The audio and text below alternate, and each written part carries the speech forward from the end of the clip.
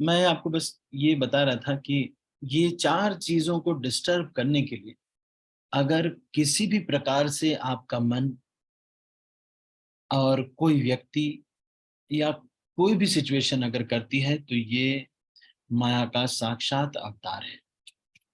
ये 4 चीज़ों को अगर कोई डिस्टर्ब करना चाहता है, तो आपका मन आइडिया देता है या फिर कोई भी प्रकार से अगर ये होता है, तो ये सीधा-सीधा माया का डायरेक्ट प्रभाव है।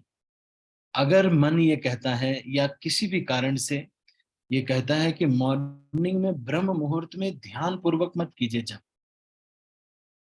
मन कहता है कि ऐसे-ऐसे इधर-उधर करते-करते जप कर लो। कभी स्कूटी में बैठ जा रहे हैं, कभी साइकिल पे बैठ जा रहे हैं, घर में जो गाड़ी है उस पे बैठ जा रहे हैं। कभी एक डाल के ऊपर ऐसे हाथ रखा हुआ है, ऐसे जप कर रहे हैं।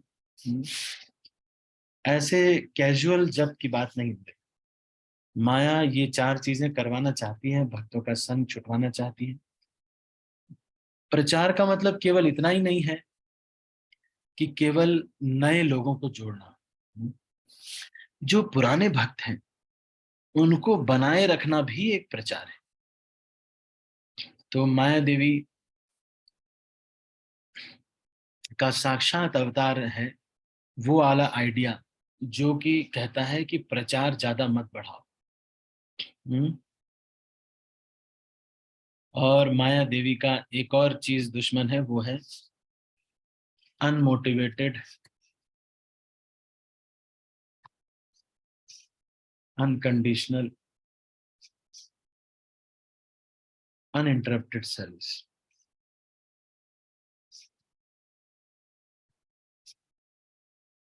अगर आप कोई ऐसी सेवा करते हैं जिसमें आपका कोई स्वार्थ नहीं सिद्ध होता है और कोई कंडीशन नहीं थी, इस कंडीशन में करेंगे, नहीं तो नहीं करेंगे,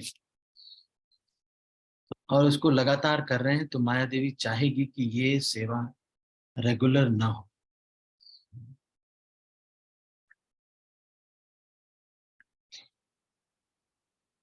इसलिए हर एक भक्त को ये ध्यान रखना चाहिए कि अपनी माला सुबह ही पूरी कर ले।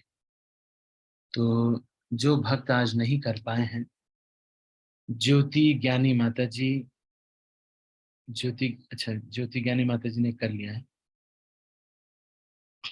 ठीक है।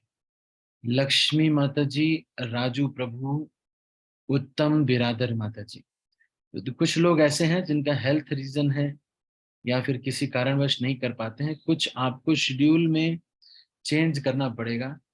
कैसे भी कुछ भी करें, लेकिन ये जो 6:30 बजे तक आप अपनी माला कंप्लीट कर लीजिए। कुछ शेड्यूल में चेंज कीजिए। अगर रेगुलर आप आ रहे हैं, लेट आ रहे हैं ऑफिस से, और इस डर से लॉगिन मत वो करिए कि चलो लेट में लॉगिन करेंगे तो प्रभु जी मेरा नाम नहीं लेंगे डिफॉल्टर में है। इससे ऐसे नहीं, इससे शर्म नहीं आनी चाहिए। कई लोग ना इसीलिए शर्माते हैं कि मेरा नाम आएगा, फिर मैं अभी लॉगिन नहीं करूंगा, जब प्रभु जी लेक्चर हो जाएगा, थोड़ा शुरू हो जाएगा, तब लॉगिन करूंगा। हैं? तो इसमें धोखे में फिर हम कौन हारता है? हम ही हारते हैं। मान लो ये वनमाली चैतन्य प्रभु अगर नहीं करते, मान लो, तो नहीं करेंगे तो किसका घाटा होगा?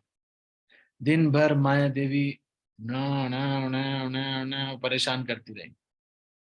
जिससे भी बात करेंगे उस लगेगा कि ये दुश्मन है मेरा। सारा दिल खाली खाली लगेगा।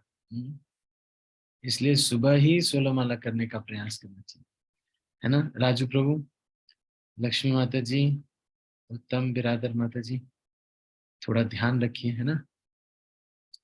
देखो सब लोग अच्छे से कर लेते, देखो ये सब भक्त, देखो रीटा माता जी का देखो हेल्थ का कितना इश्यू रहता है, फिर भी रीटा माता जी भी 6:30 बजे तक 16 माला कर लेती।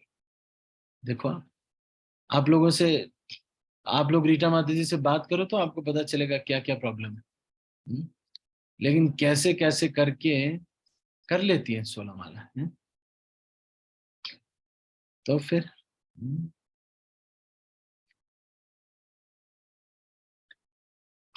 ठीक है। तो आज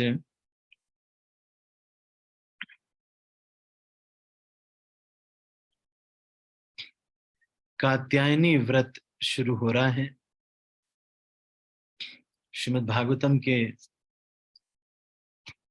21वें अध्याय 10वें स्कंद में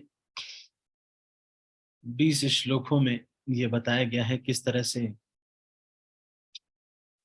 भगवान जो है रास लीला करते हैं। 22वें अध्याय में यह बताया गया है कि गोपी जो हैं वो कात्यायनी देवी से ये प्रार्थना करती हैं कि कृष्ण उन्हें पति के रूप में मिले। तो ये 22वां अध्याय कृष्ण जो कि गोपियों के वस्त्र चुराते हैं वो वाला अध्याय है।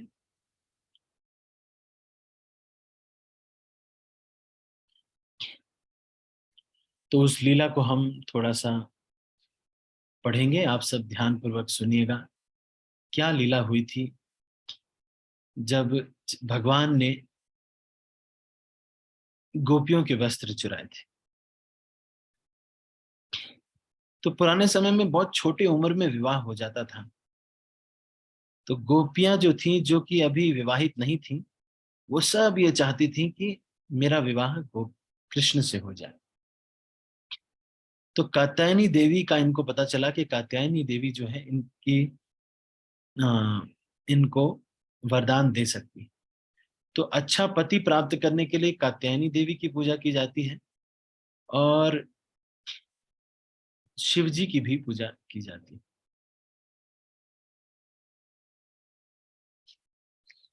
तो मार्गशीर्ष का महीना था। हर दिन सुबह सुबह इस महीने में जो ये गोपियां थी एक दूसरे का हाथ लेकर के कृष्ण की गुणगान करते हुए ये सब यमुना में जाती थी और उसके बाद स्नान करती थी, कात्यायनी देवी की पूजा करती थी अगरबत्ती फूल इत्यादि से। और उसके बाद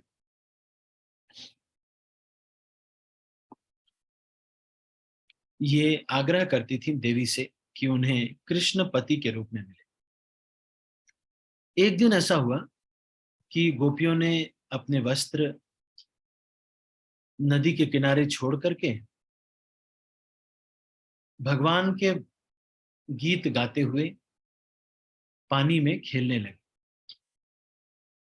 थोड़ी देर में कृष्ण आए और सारे वस्त्रों को ले करके पास ही के एक कदम्ब वृक्ष के ऊपर जाके बैठ गए और गोपियों को छेड़ने के लिए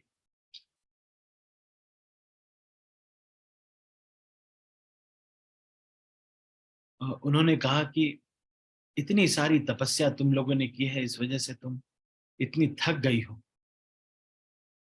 और इसलिए तुम स्नान कर रही हो। तो ठीक है, आ करके अपने जो कपड़े हैं वो मेरे पास से ले जाओ, मेरे पास हैं सारे कपड़े। तो गोपियां सारी जो हैं नाराज हो गई और दिखावे के लिए नाराज हुई और उन्होंने कहा कि ये जो यमुना का जो ठंडा जल है ये हमें बहुत दर्द दे रहा है, इसलिए हमारे कपड़े दे दीजिए, नहीं तो हम कंस को बता देंगे कि क्या क्या हुआ। लेकिन अगर वो कपड़े दे देंगे तो हम लोग आपकी दासी की तरह आपकी सेवा करेंगे।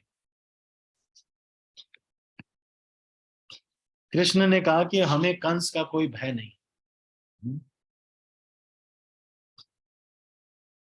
और अगर तुम लोग सेवा करना चाहती हो मेरा तो कपड़े आ करके एक एक करके मेरे पास आओ और कपड़े लेके जाओ।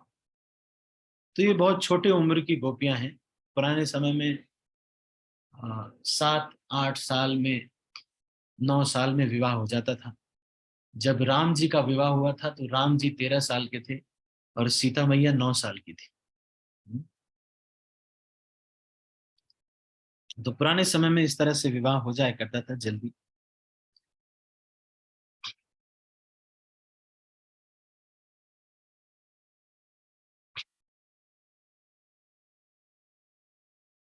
तो कृष्ण ने बाद में ये कहा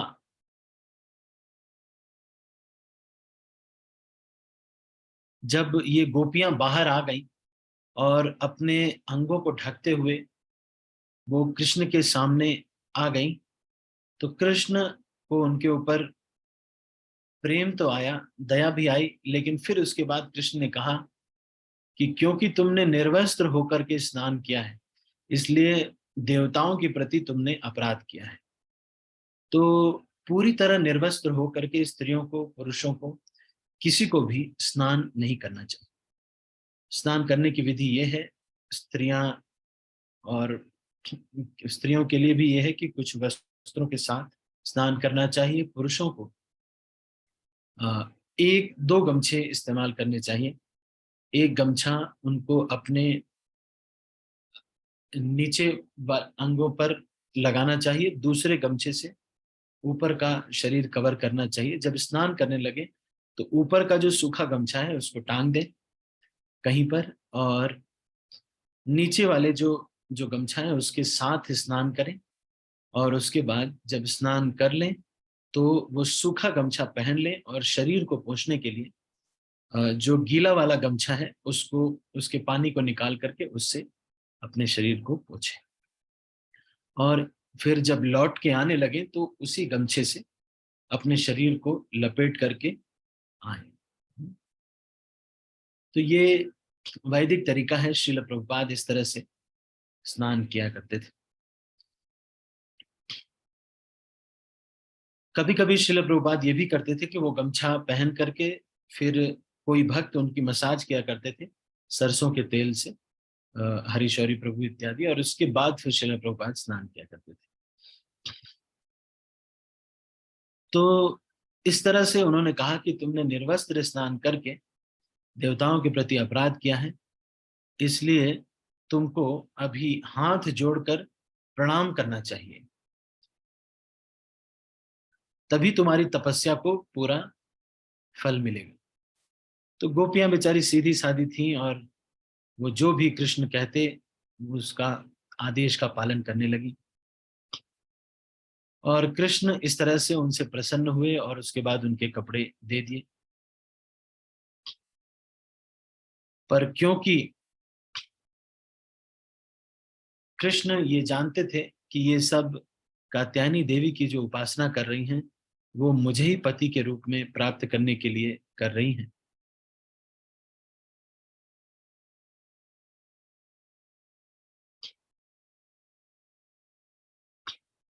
तो उन्होंने कहा कि मैं अगले जो पतझड़ होगा उसमें आपकी जो आंतरिक इच्छा है उसको उसको पूरा करूंगा। तो फिर सारी जो गोपियां हैं वो पूजा कात्यायनी देवी की उपासना जब वो करती थी तो ये कहती थी कि हे कात्यायनी देवी, मुझे कृष्ण पति रूप में प्राप्त हो। तो कई लोग ये कहते हैं कि कृष्ण की उपासना करने वाली गोपियां क्यों दुर्गा देवी की उपासना कर रही हैं, लेकिन उनका लक्ष्य जो है वो कृष्ण ही है। इस तरह से कुछ समय के बाद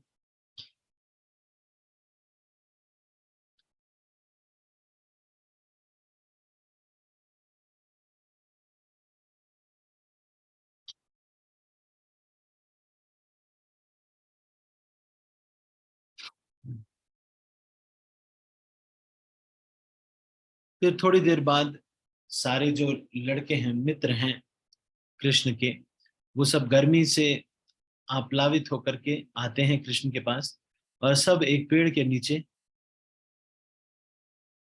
एक छत्र के रूप में वो पेड़ था, उसके नीचे खड़े हो जाते हैं। फिर कृष्ण और बलराम बड़ी सराहना करते हैं वृक्षों की कि देखो ये वृक्ष कितने महान हैं, दूसरे को देते ही रहते हैं, लोगों को सूर्य की गर्मी से, बर्फ से, सब चीज से बचाते हैं, और अपने लिए कुछ भी नहीं लेते हैं। इसी तरह का जीवन एक आदर्श जीवन है।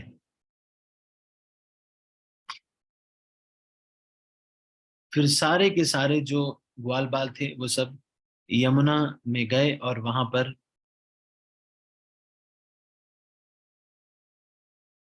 जल पिया, और उसके बाद सारे गायों ने भी जल पिया। तो इस तरह से ये कथा है।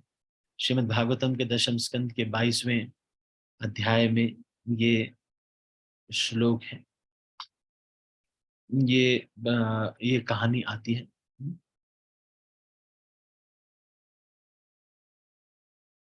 श्रील प्रभुपाद तात्पर्य में बताते हैं कि गोपियों ने मिट्टी के दुर्गा देवी की एक मूर्ति बनाई थी।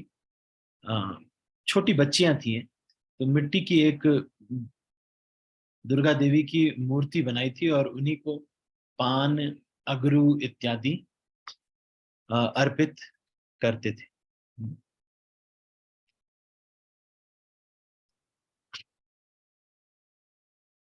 तो कौन सा मंत्र वो जपती थी? नंद गोप सुतम देवी पतिम में कुरुते नमः। नंद गोप सुतम देवी पतिम में कुरुते नमः, इस मंत्र का जप करती थी। आचार्य लोग ये बताते हैं कि जिस कात्यायनी देवी की ये पूजा पूजा कर रही थी, ये महामाया नहीं बल्कि योग माया थी।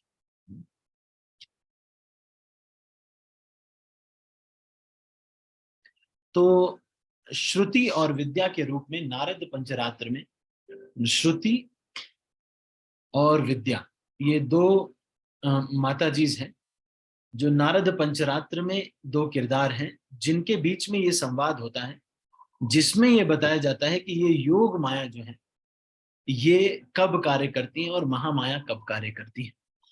तो जो महामाया है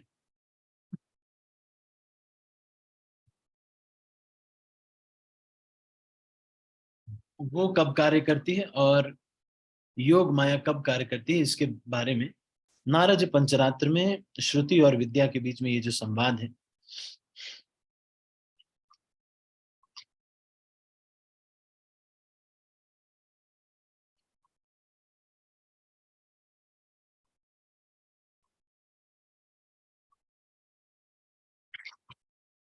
जब जब भक्तों के बीच में जो शुद्ध भक्त हैं उनके लिए कार्य करना होता है, तब तब दुर्गा देवी नहीं कार्य करती है ना। नहीं, वो कौन कार्य करती हैं? वो दुर्गा देवी उस समय नहीं कार्य करती, उस समय योग माया कार्य करती है।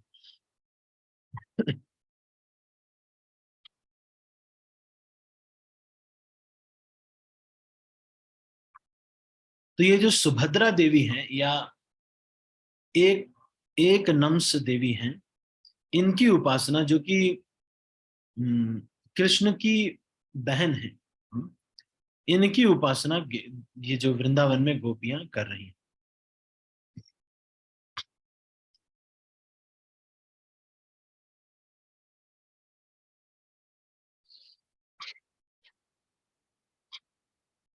तो नरोत्तम दास ठाकुर ने देवी देवताओं की उपासना के लिए स्ट्रिक्टली कहा है कि इसकी कोई उपासना ही नहीं करनी चाहिए, कोई आवश्यकता नहीं है। तो श्रील प्रभुपाद इस तरह से बता रहे हैं।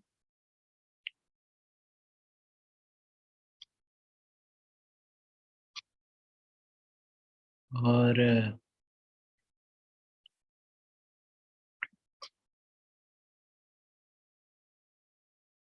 जो ये तिथि हुई थी, ये पूर्ण चंद्र या पूर्णिमा के दिन हुआ था, और वो पूरा जो उनका जो व्रत था वो पूरा हो रहा था। और राधा रानी जो थी उनको स्पेशली बुलाया गया था उस दिन।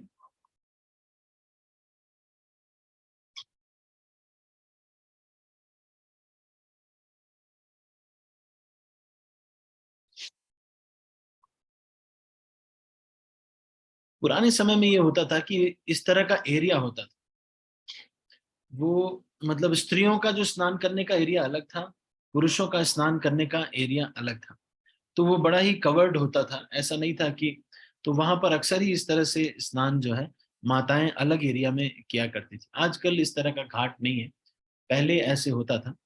मैं खुद भी जानता हूँ कि हमारे गांव में अंदरवाड़ी बाहरवाड़ी होती थी, मतलब माताएं सब अंदर रहती थी और प्रभु जी लोग सारे बाहर रहते थे। कोई प्रभु जी अगर अंदर ज्यादा रहते थे तो ये समझा जाता था कि थोड़ा सा ठीक नहीं है, या फिर संतान उत्पत्ति के लिए ही अंदर ज्यादा एंट्री होती थी। तो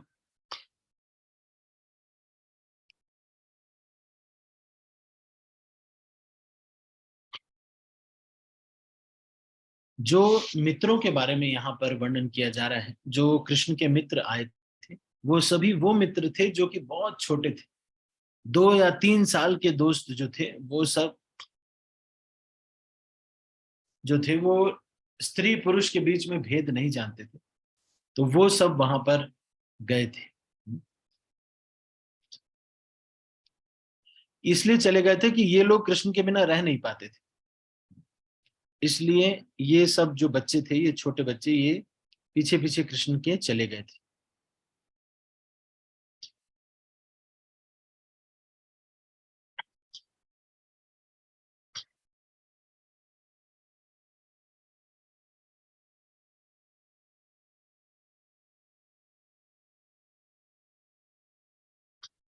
विश्वनाथ चक्रवर्ती ठाकुर इसके बारे में, क्योंकि विश्वनाथ चक्रवर्ती ठाकुर रस आचार्य हैं और बलदेव विद्याभूषण सिद्धांत आचार्य हैं, तो बल कृष्णदास विश्वनाथ चक्रवर्ती ठाकुर ये कहते हैं कि पहले गोपियां कहती हैं कि बस वहीं पे कपड़े छोड़ के चले जाओ। कृष्ण कहते हैं कि कोई ऐसा ना हो कि किसी और का कपड़ा ले ले, इसलिए मैं एक एक करके जो जिसका होगा उसको दूंगा। हम्म। फिर गोपियां कहती हैं कि हम लोग बहुत ईमानदार हैं, हम लोग किसी और के कपड़े नहीं लेंगे, आप चिंता मत करो। तो फिर कृष्ण कहते हैं कि अगर इतने ईमानदार हो तो फिर आओ और अपने कपड़े ले जाओ। फिर कृष्ण के जब दृढ़ निश्चय था, तो उसको देख करके फिर गोपियां जो है सब एक दूसरे को कहने लगी कि तुम पहले जाओ, तुम पहले जाओ, तुम पहले जाओ। उनको लगा कि अभी भी कोई चाल नहीं चल रही है ना, नहीं। तो इस तरह से जो है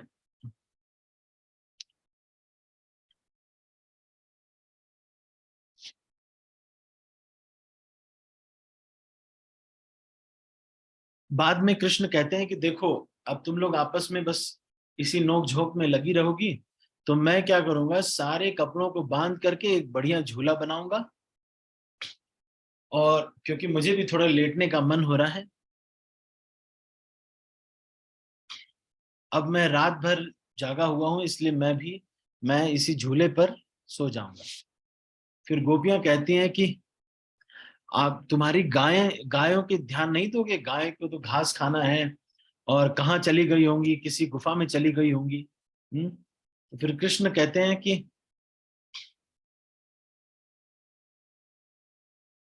तुम लोगों को ज्यादा जरूरत है भाई घर के काम के लिए, हमारी गाय तो फिर भी चलो घास खाते हुए जिंदा रहेंगी, लेकिन तुम्हारे घर का काम कौन करेगा। जल्दी जल्दी आओ और घर के काम जो है सारे करने के लिए जल्दी आओ, कपड़े ले जाओ, और तुम्हारे मम्मी पापा सब परेशान हो रहे होंगे, बड़े लोग। हम्म। तो गोपियां कहती कि हम लोग तो 1 महीने के लिए नहीं जाएंगे। तो फिर कृष्ण कहते हैं कि देखो, तुम लोग बहुत बड़ी तपस्वी स्त्रियां हो, अब तुम लोग को परिवार के जीवन से वैराग्य आ गया है लगता है।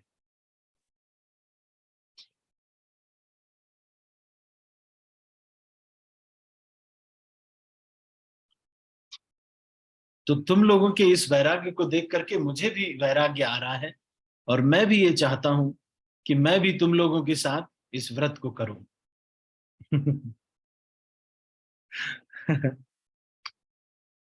तो तुम लोग मुझे भी विधि बता दो, फिर मैं भी तुम लोगों के साथ इस व्रत को करूंगा। और फिर उसके बाद तो इस तरह से बातचीत हो रही है,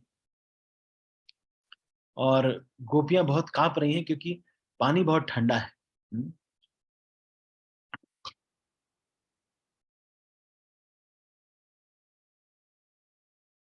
तो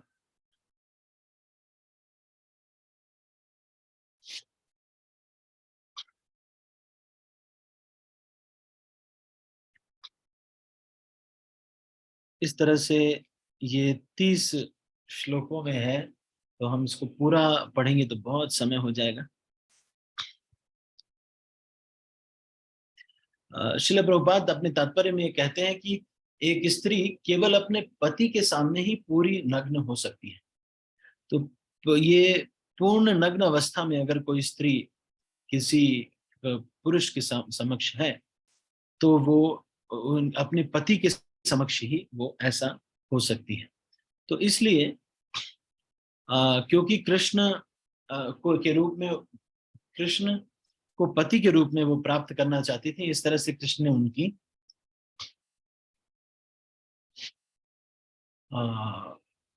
इच्छा को पूरा किया था।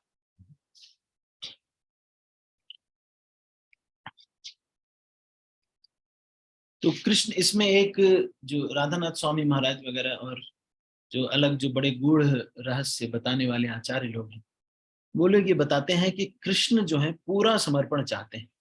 ये नहीं कि थोड़ा सा कुछ छिपाएं कुछ दिखाएं, ऐसा नहीं चाहते। आपने सुना होगा कि एक माधवी नाम की गोपी है जो कि मीराबाई बन के आती है, वो कृष्ण के सामने भी घूंघट करके रखती है। तो कृष्ण जो है उनके घूंघट को उठाना चाहते हैं, प्रयास करते हैं। वो गोपी जो है घूंघट कभी कृष्ण के सामने नहीं उठाती। तो वही गोपी आगे चलकर मीराबाई के रूप में आती हैं इस कलयुग में। तो उसी तरह से कृष्ण जो है पूर्ण समर्पण चाहते हैं, कुछ भी रखना नहीं चाहते, पूर्ण समर्पण चाहते हैं, 100% सरेंडर। कोई अगर थोड़ा सा बचा के रखता है तो भगवान की नजर वहीं पे रहती है।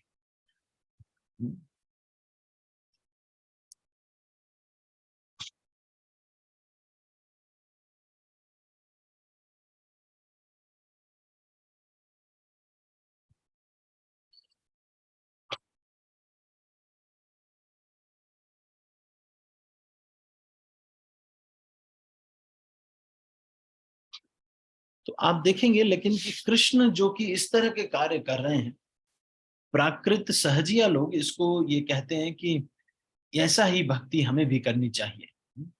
लेकिन आप देखेंगे कि कृष्ण की पूजा करने वाले, कृष्ण कथा सुनने वाले सारे सन्यासी बैठे हुए हैं। एक बार शिव जी चल रहे थे और चलते चलते पार्वती को थकान लगी, और शिव जी ने एक पेड़ की डाल, इस तरह से मोटी सी डाल ऐसे पैरेलल गई हुई थी, जमीन के पैरेलल। तो शिव जी उस पर बैठ गए और पार्वती देवी जो है उनकी जंघा पर बैठ गई और उनके सीने इत्यादि पर हाथ रख करके पार्वती देवी बैठी हुई थी। और शिव जी से एक प्रश्न किया कि भागवत के बारे में प्रश्न किया, और उस प्रश्न का उत्तर देने के लिए शिव जी जैसे ही उद्धृत हुए, इस संसार के सारे जितने भी वैरागी लोग हैं वो सब आ गए, और वहां पर शिव जी इस कथा को सुनाते हैं। और सारे ऋषि महात्मा सब लोग बैठ करके, बड़े बड़े वैरागी नारद मुनि इत्यादि सब, जैसे ही शिव जी कथा बोलने शुरू ही कर रहे थे, सारी जगह पे टेलीपैथी से सबको पता चल गया कि शिव जी भगवान की कथा श्रीमद् भागवत बोलने जा रहे हैं। और सारे ऋषि महात्मा इकट्ठा हो गए। तो ये सोचने वाली बात है कि कृष्ण जो है इनकी कथा सुनने के लिए, इस तरह की कथा जो कि गोपियों के वस्त्र चुराने की कथा, रास लीला की कथा सुनने के लिए सारे संसार के वैरागी सुनते हैं, और किसी का भी मन विचलित नहीं होता है। तो ये अपने आप में एक बहुत बड़ा तथ्य है कि कृष्ण कथा जो है वो कितनी शुद्ध है।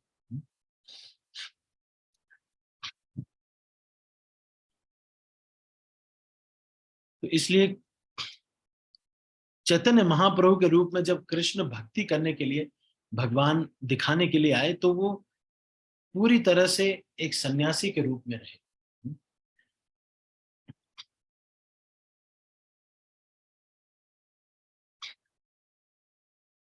तो इस तरह से मतलब यहाँ पर ये अलग अलग तरीके से ये बता रहे हैं कि किस तरह से ये जो सहज भाव से स्त्री पुरुष का मिलना, ये बहुत ठीक नहीं होता है। अब कोई ये कह सकता है कि वरुण देव का नग्न होकर के स्नान करके अपमान किया। तो विश्वनाथ चक्रवर्ती ठाकुर ये कहते हैं कि वरुण देव को तो कुछ समझती नहीं थी देख गोपियां, वरुण देव का अपमान क्या हो जाए, गोपियां तो भगवान की गोपियां हैं, है ना, नहीं, वरुण देव मतलब अपमान सम्मान क्या है। तो फिर उसके बाद श्रील प्रभुपाद ये कहते हैं कि किस तरह से गोपियां पूरी तरह से समर्पित हैं।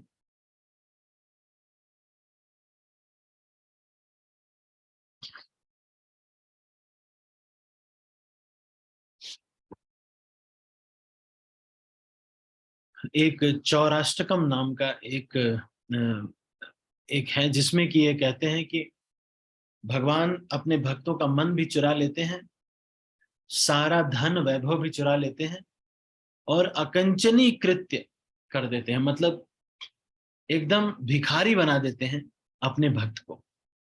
ऐसा जो चोर है, कोई भी चोरी करता है थोड़ा बहुत पैसा छोड़ देता है, सब कुछ नहीं चुरा पाता है, लेकिन भगवान ऐसे हैं कि जिसको जिसको वास्तव में अगर भगवान की भक्ति या भगवान अगर उसके दिल में आ गए तो फिर सब कुछ छूट जाता है, पूरा का पूरा भिखारी बना करके छोड़ते हैं भगवान।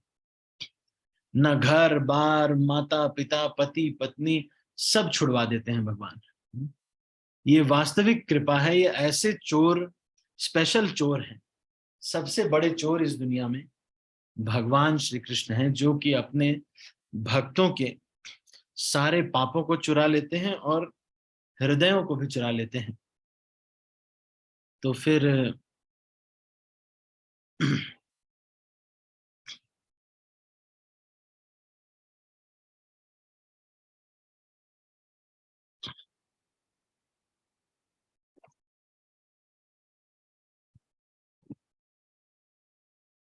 तो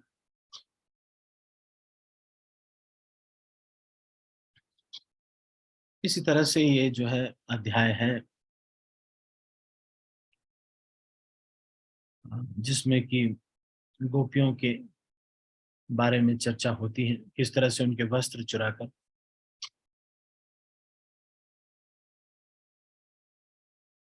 उसके बाद रास लीला इत्यादि जब करते हैं तो भगवान ये बताते हैं कि किस तरह से रात्रि में अगर कोई स्त्री किसी पुरुष के साथ है तो वो उसके पति के रूप में ही रह सकती है।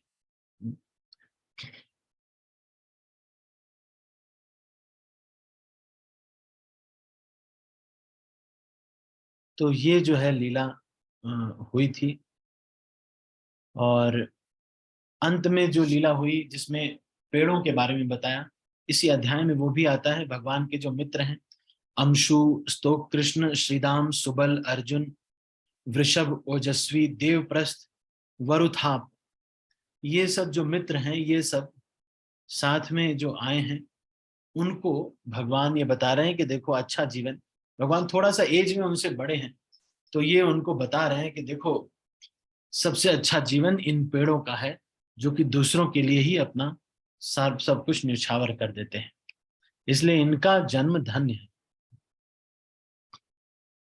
अहो येषाम वरम जन्म सर्व प्राणी उपजीवनम सुजनस्येव येषाम वै विमुख यान्ति नर्थिना।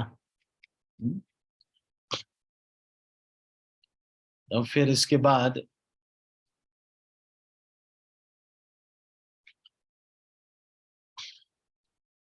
शिलजीव गोस्वामी ये बताते हैं कि जब गोप सखाओं को लगता है कि कृष्ण को भूख लगी होगी, तो वो ये कहने लगते हैं कि हम लोगों को भूख लगी है, हम सब लोगों को भूख लगी है। उनको लगता है कि कृष्ण को भूख लगी है। और इस तरह से ये जो अध्याय है ये समाप्त होता है 10वें स्कंद का 22वां अध्याय। कृष्ण जो वस्त्र चुरा रहे हैं गोपियों के। तो हम आज इसको यहीं पर समाप्त करेंगे। आज इस अध्याय को हमने पढ़ लिया, कात्यायनी व्रत वाले अध्याय को। और जिन किसी को भी और सुनना है तो दोबारा सुन सकते हैं। ये लेक्चर अभी थोड़ी देर में आ जाएगा आपके पास, और कुछ समय के बाद इसका वीडियो भी आ जाएगा। ठीक है, तो अभी हम इसको यहीं पर समाप्त करते हैं। आप सभी भक्तों का बहुत बहुत धन्यवाद। मैं सब भक्तों को अनम्यूट कर रहा हूँ। रामचंद्र प्रभु, मैं आपको होस्ट बना रहा हूँ। हरे कृष्ण प्रभु जी, धन्यवाद प्रणाम। हरे कृष्ण प्रभु जी, व्रत की विधि क्या है प्रभु जी? हरे कृष्ण प्रभु जी, दंडवत प्रणाम। अच्छा, एक मिनट, ये ज्योति माता जी का प्रश्न। ज्योति माता जी, आपका कोई प्रश्न है? हरे कृष्ण प्रभु जी, धन्यवाद प्रणाम। प्रभु जी, इस हाँ। व्रत की विधि क्या है प्रभु जी? कात्यायनी व्रत की।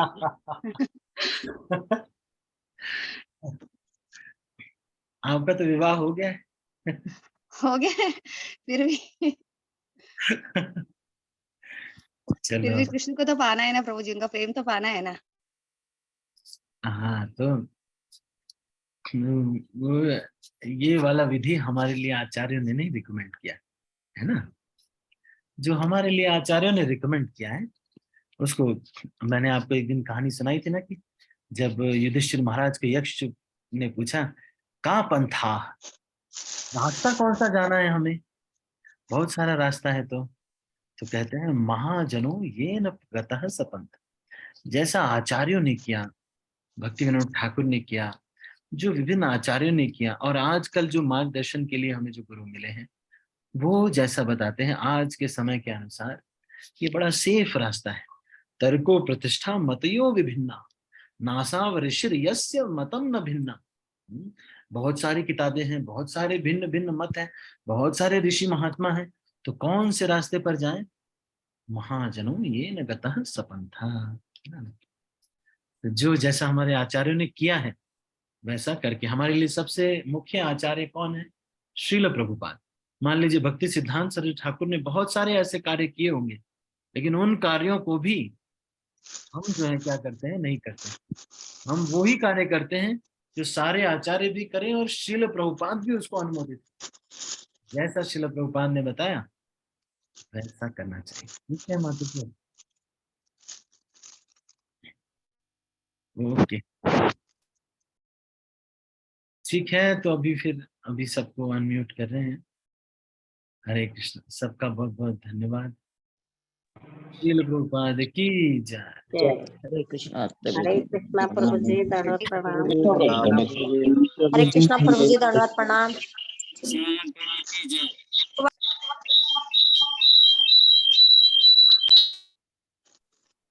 हरे कृष्ण माता जी, प्रभु जी, सबके दंडवत प्रणाम। हरे कृष्ण, सभी को धन्यवाद।